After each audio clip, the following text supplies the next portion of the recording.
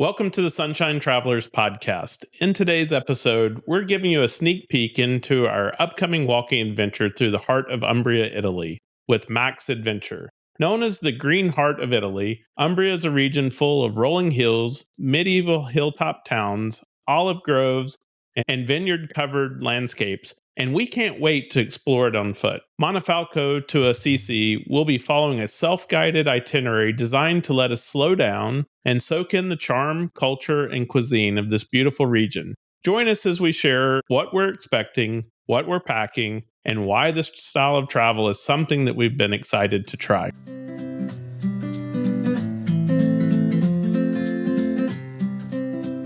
We're Scott and Melissa, the Sunshine Travelers.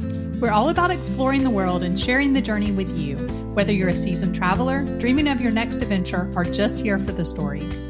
No matter where you are on your travel journey, we've got firsthand experiences, tips, and plenty of inspiration from some of the most amazing places on earth. So buckle up and get ready to travel with us.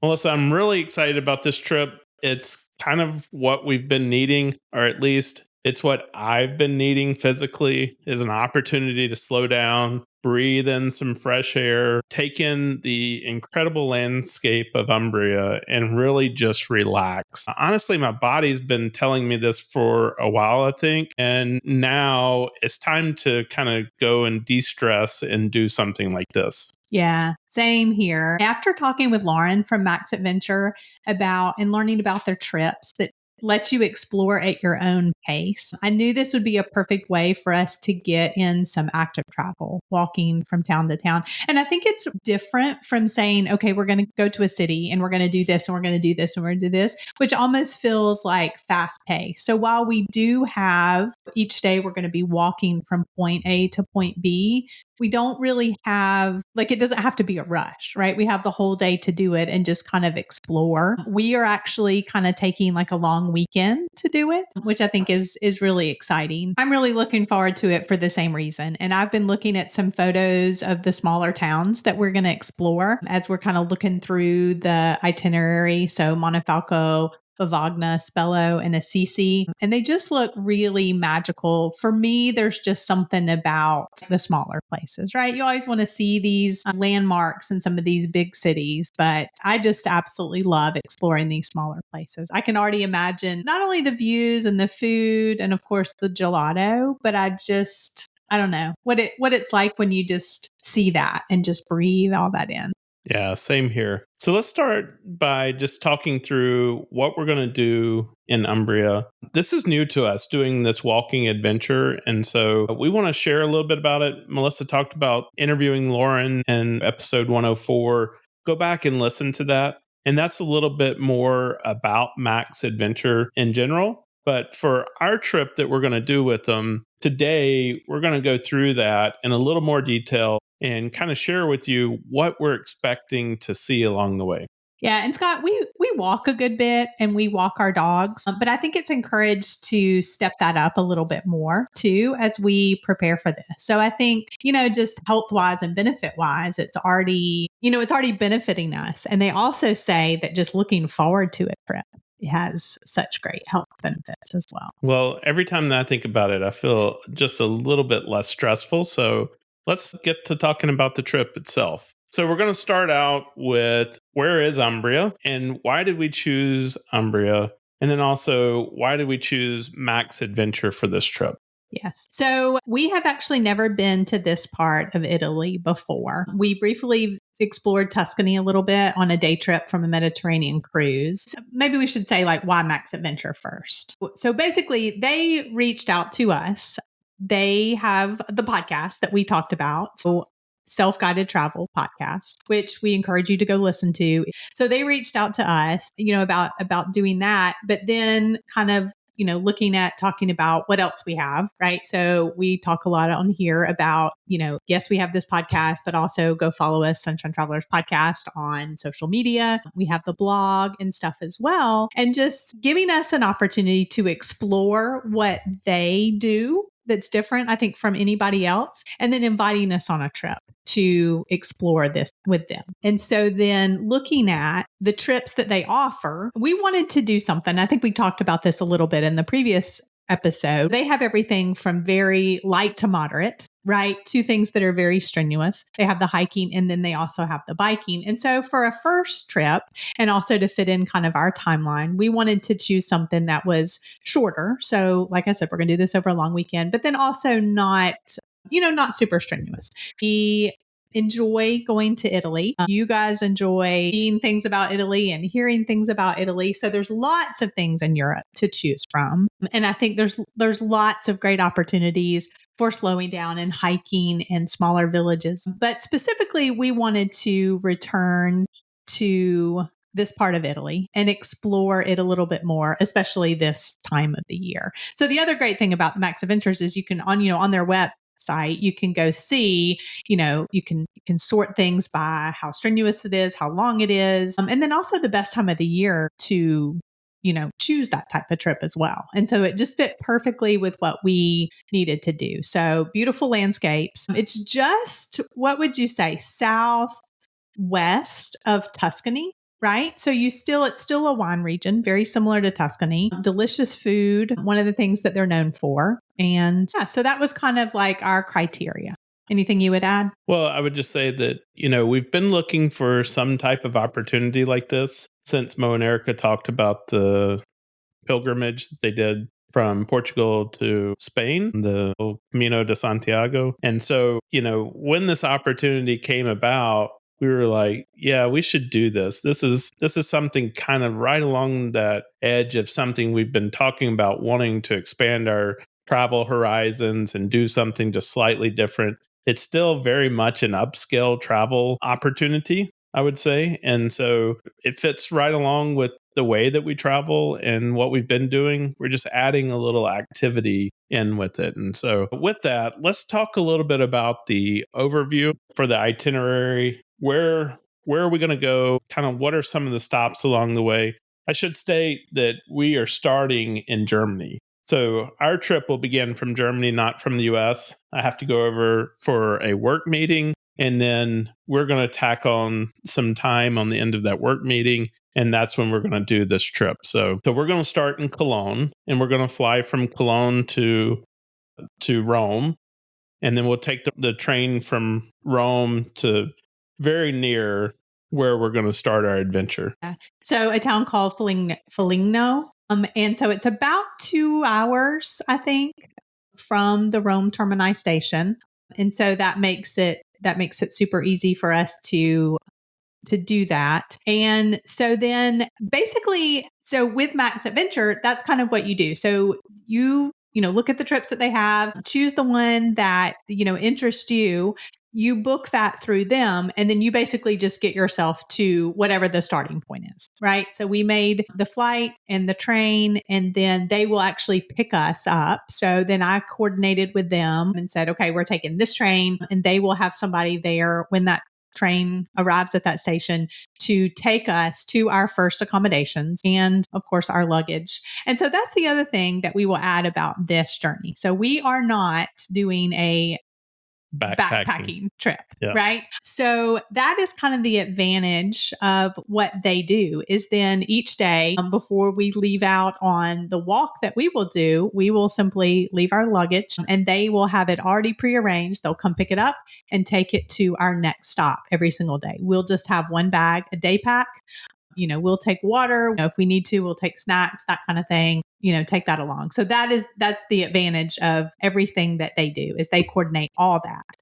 And so then we could spend some time, just arranging those other travel arrangements. But really then what we're going to tell you about next is spend some time instead of having to focus on the logistics, learn a little bit more about these towns, which is really exciting. And sometimes when you're planning a trip, if you're having to make the arrangements, you don't take time to do that, I think. Okay, so we're going to start in a town called Montefalco, and that is known as the balcony of Umbria. And I think it's just because you look out over all of Umbria and you have these amazing panoramic views of the olive orchards, of the vineyards, of all of Umbria from this hilltop town in Montefalco. Yeah, it's also the home of Sancretino wines. So once we do this trip, we can then be very more informed about how you pronounce everything. So we'll be asking our innkeepers and everybody else, like, okay, how do you say this Yeah, you as said well? San So, Crantino. I think it's San Grantino with the oh, G. Sangrantino wines. Yeah. So even though it's not, Tuscany, it's I would say, is it going to be like Napa and Sonoma, right? Everybody is familiar with Napa, but you've got Sonoma and then Russian River and all these other things that are right there, right? Everybody knows Tuscany, but yet here this region in Umbria is also for the wines and the olives and all that stuff too.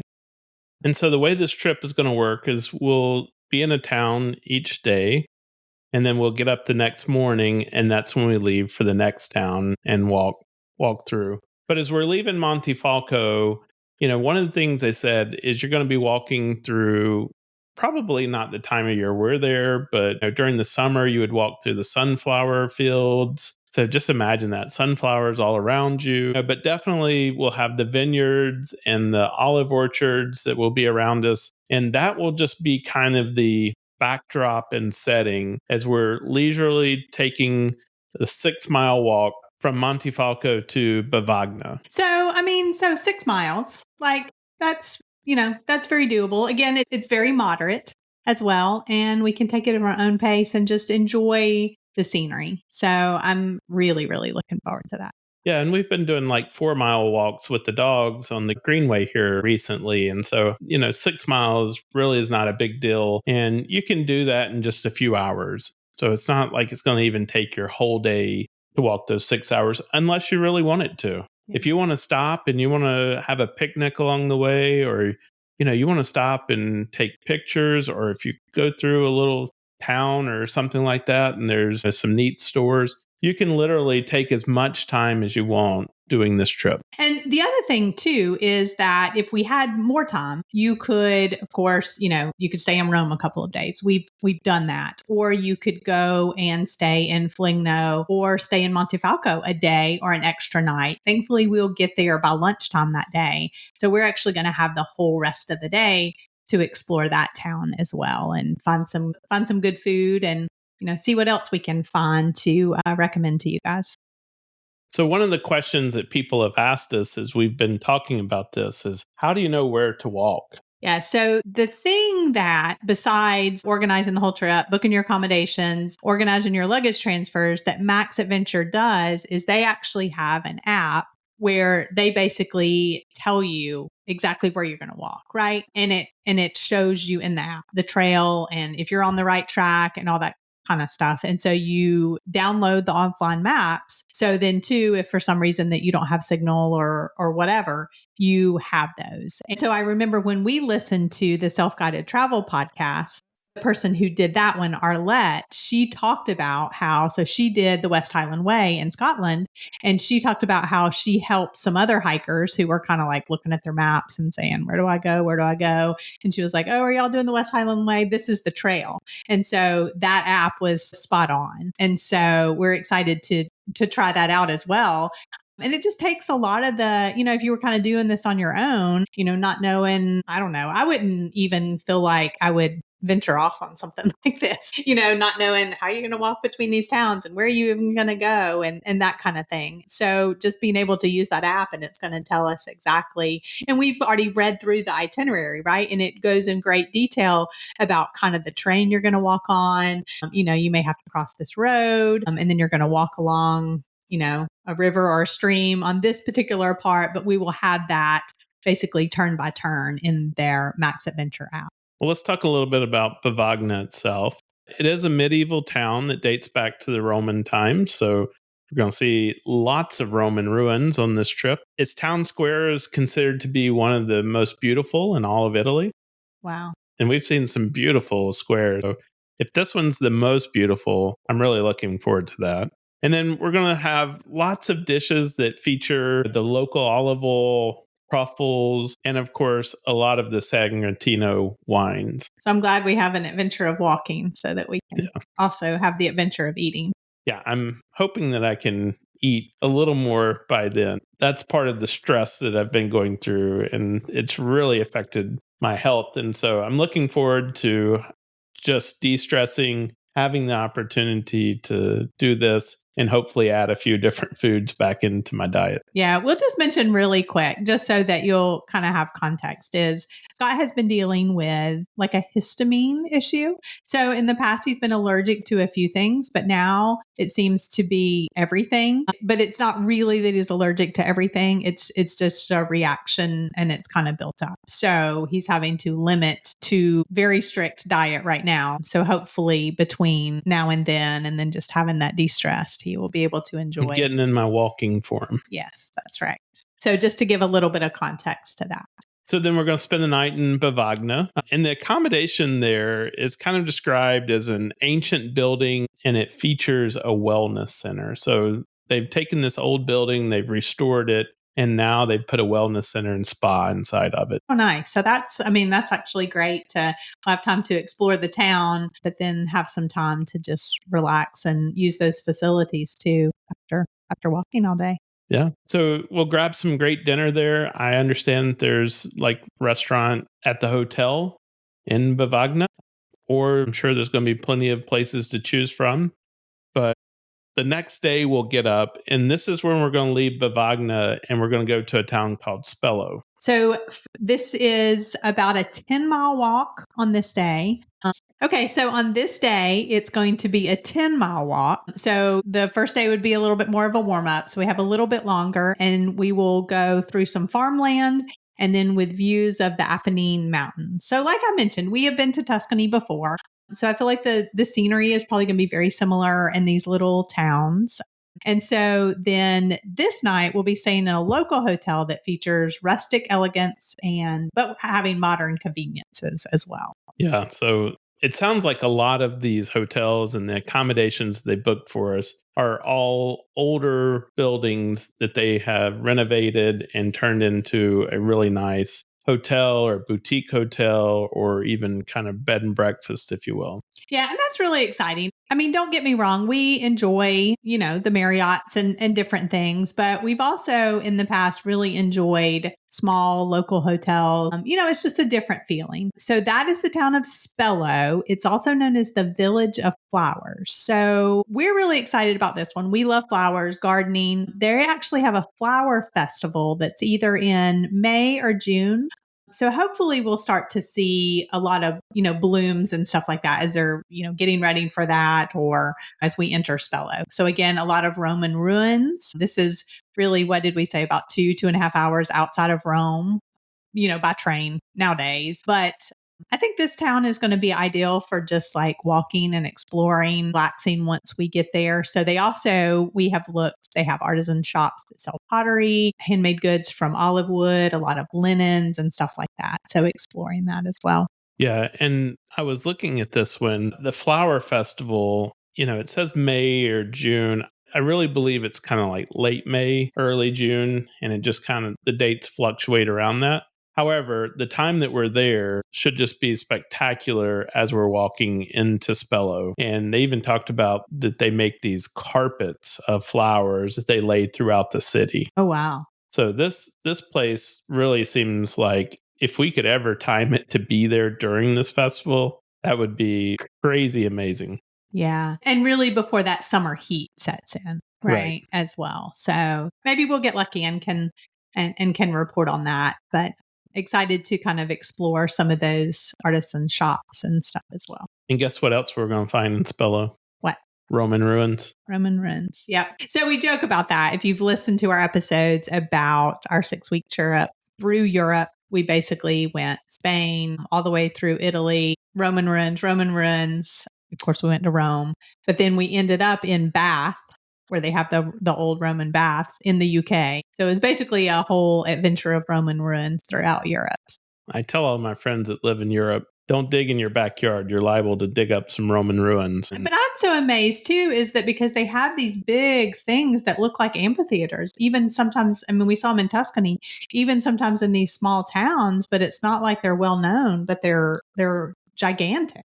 Well, we're going to see a few of them on this trip. Oh, nice. Well, let's talk about the next trip, or part of the trip is we'll leave Spello and go to Assisi. Now, Assisi is where we're going to end our official tour, but let's talk a little bit about Assisi because you're probably familiar with that name. It gets its namesake from Saint Francis of Assisi, or rather, its notoriety, I guess I should say, as that was the birthplace where Saint Francis of Assisi was born. Okay. A lot of people make pilgrims to Assisi for that reason as well. Yeah, we saw that is not only Saint Francis of Assisi, but there's actually a younger person Yeah, that who's has been made the news right. recently that a lot of people are traveling to Assisi for. Has been made a saint, right? That was a young person. So we'll see if they'll be, if they'll be more crowded or so on this particular day, we actually have a couple of choices. So we could do either an 8-mile walk or an 11-mile walk. And one of them is a little less strenuous, and one of them goes up a little higher for viewpoint. So it's a little bit longer, a little bit more strenuous. So we'll just have to decide, see how we feel, see how much time that we want to spend in Assisi. But this will be through some olive groves and some woodlands as well. But we will probably definitely want to at least have some time to explore the basilica once we get there and Yeah, I the want town to for sure. say there's like 7 Oh, basilicas or okay. whatever in Assisi. So it really sounds like a pretty large town, but you know, it is a preserved medieval town. It's got a lot of winding cobblestone roads. So we definitely want to make sure that we save time to get there and do some exploration. Yeah. I just love that like, we'll be able to make that determination. We'll get to do that at our own pace as well once we reach really the third day of hiking. And one thing to remind people that are listening to this, if you got 8 miles into the 11-mile part and you're just like, you know what? I've had it. I'm done. I've got a blister on my foot or something like that, right? Whatever it is, you can always hop in a taxi or something and go the last 3 miles. There's nothing that says you have to finish every part of this walk on foot. Yeah, that's true. And we actually have the local contact information of the taxi company that they have set us up with to like transport our luggage, to pick us up and take us on the front end and the back end. So we have that at our disposal. That's a good point as well. Well, but we're going to be there right after this large festival that they call Calendimaggio, and it's a celebration of the return of warm weather. And so I'm really looking forward to this because that means that they are now excited about the warmer weather that's coming back in. And I think once again, we're going to see lots of flowers and things like that. But they say that during Calendimaggio, that they turn the whole town into a living history stage. So all the people are dressed up in costumes, they're doing reenactments throughout the town. And so maybe some of that stuff will still be there by the time we get there. Oh, neat. So that's as we go through these different towns, we'll be able to just kind of see, the different things that they have going on. And it will be a couple of the days on a weekend as well. So typically, there's more stuff going on. So that'll be exciting to just kind of to see that and experience that from a local standpoint. Yeah. And then as far as weather, we've kind of looked at the weather, not super hot. So we will need light jackets, probably can walk in pants, a little chilly in early morning and the evening. So jacket time. So definitely like a spring feel to it. So let's talk a little bit about what we're going to need to pack for this trip. Yeah. Are you looking to plan your next unforgettable adventure? At Sunshine Travelers Experiences, we specialize in helping you create tailor made travel journeys that turn your vacation dreams into reality.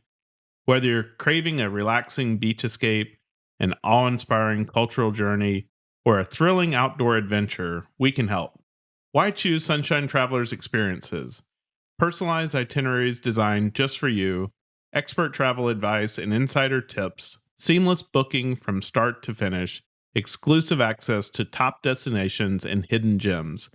We also book cruises, all inclusives, groups, tours, and so much more. If you're unsure where to even start planning that bucket list trip, start by asking us. Then let Sunshine Travelers Experiences handle the planning so you can focus on making the memories. Explore now, sunxtravel.com. If you have any questions, email us info@sunshinetravelers.com. So, this is going to be a different type of trip for us as well, because this is more around activity and being active and being outside. And so I'd say it's slightly different than some of the others we've done. The most recent one that we did that was more activity was in Iceland, and it was just freezing cold. So, very different packing list for this trip. Yeah, that was activity with, for me, leggings and ski pants. So I'm thinking, well, I guess let's talk about shoes. We definitely want shoes that are waterproof just in case we experience some rain, but really good for walking and hiking. I haven't decided yet. Have you narrowed it down on your end? You got a couple of things you're Yeah, I'm trying out a new pair of shoes from goruck.com, and I'm just going to see how those go. I'm breaking them in before the trip, but they're really designed around the type of activity that we're doing. And they're supposed to help protect your ankles and your Achilles. So, which that's important after having an Achilles injury late last year, whenever that was. Yeah, the year before, actually. But yeah, I don't think you could do the little knee scooter on this trail. Yeah. So, interested in protecting that Achilles. Yeah. And you've also done a lot of research about some hiking socks too. Yeah, I did. I was looking it up, and they talked about getting the merino wool socks. And this is important because these socks don't absorb odor and they don't get as dirty. And so, literally, you can wear them multiple days in a hiking trip without having to change socks. So, I know some people are kind of like, oh, yeah. But here, once again, we're talking about a minimized packing list, right? Yeah. We're always trying to help you pack less for these types of trips. But, they say you can just wash them out in the sink, and because they don't absorb odor, that's not a problem. They don't absorb the bacteria and stuff like that. So literally, people that I've read have said they take a couple of pairs of socks on a trip with them. Wow. So we'll have to report back on that. Same brand? I did get some from the same brand, but there's lots of places out there that are selling merino wool right now. Okay. Very good. Yeah, because if they're like for hiking, probably a little bit bulkier. And I guess we should go back and mention, while we can have a bag as big as a checked bag, and we will have, I don't know, I haven't decided roller bag or what we're going to do yet. One of them can be 22 kilograms. Which is about 45 pounds. Okay. So that's pretty heavy for like the US. 50 is the limit. And then we typically both carry like a backpack or something, which we can my idea is then we will kind of put some of the heavier stuff in that and then use that backpack as a day pack. So they will transport basically one suitcase, that 22 kilogram, 45-pound bag for us, and then we can carry the other. But we're going to want to carry water and make sure we have our jacket and maybe some snacks and stuff as well. So then, like we mentioned, layers. So what do we think? Lows in the 50s, 60s. So if we just kind of have some different layers. And I think too, like you mentioned about merino wool socks, but I think probably some other t-shirts or that kind of thing would come in handy for like sweating and not having the odor. Yeah, I think the merino wool is kind of the way to go on this trip. It's moisture wicking, so it pulls that moisture away from your body. It dries fast. It doesn't absorb odor. And so, you could, wear some of these layers multiple days on the trip easily. Yeah. And that just minimizes your packing and then just minimizes how much stuff you have to carry and guys, buy. And we stuff can't too. emphasize enough, when you are in Europe, you do not need to take 3 outfits for a day. And you definitely don't need to show up to Europe with a bunch of roller bag suitcases, because you're going to be clickety clackety clank across all these old cobblestone streets. You're going to be staying at places that may not have elevators. And so you have to walk up, a couple of flights of stairs to your room. So when we talk to you about packing light, we're really trying to help you prepare to travel better on these trips. For sure. So, because I was just thinking, we do have to navigate, while we can check a bag, on the airplane, but we do have to still navigate the trains and stuff like that. So I'm excited to pack for this and see how we can make that all work. So then probably something a little bit nicer to change into for dinner. But again, thinking I would have it to where I could maybe mix and match it with a shirt and wear that multiple times. Of course, a packable rain jacket just in case. Then you've also looked into some like collapsible hiking poles, maybe? Yeah, it's absolutely not a necessity. And so if you're running out of space in your suitcase and you're like, I don't know how I'm going to get everything there already, then scrap the poles, because I don't think you have to have them. But they say that it's actually some good motion, with your hands to walk. Think of like an elliptical type machine. And so you might want to have some of those poles. Most of the traveling that we're going to be doing are on kind of these rural roads. It looks like maybe a lot of kind of paved paths, some off-road, dirt paths, things like that. But I don't think that there's any terrain that would say you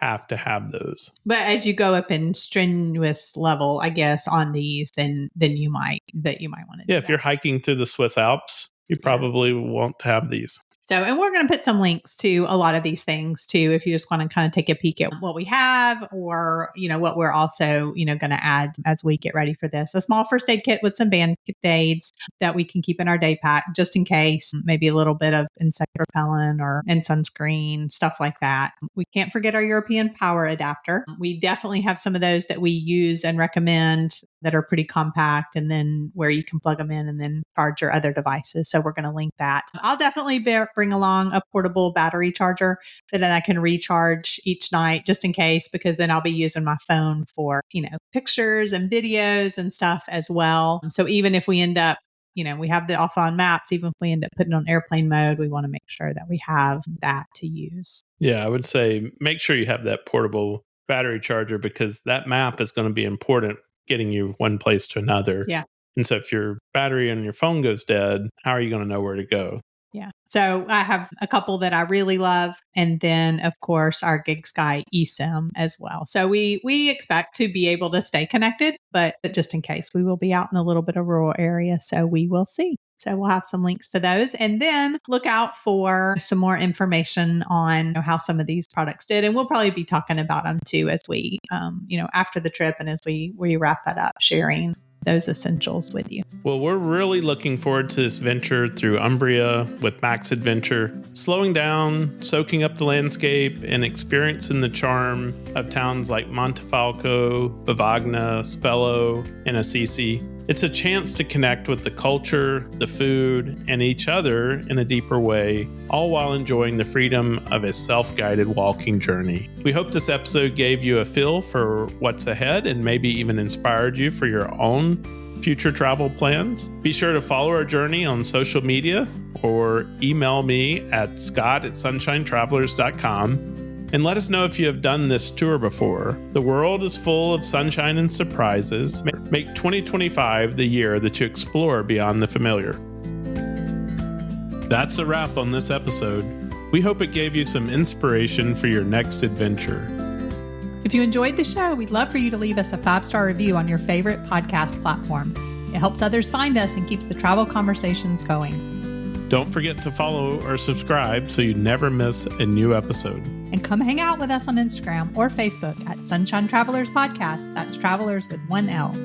Most importantly, share this episode with a friend. You never know, they just might become your next great travel companion.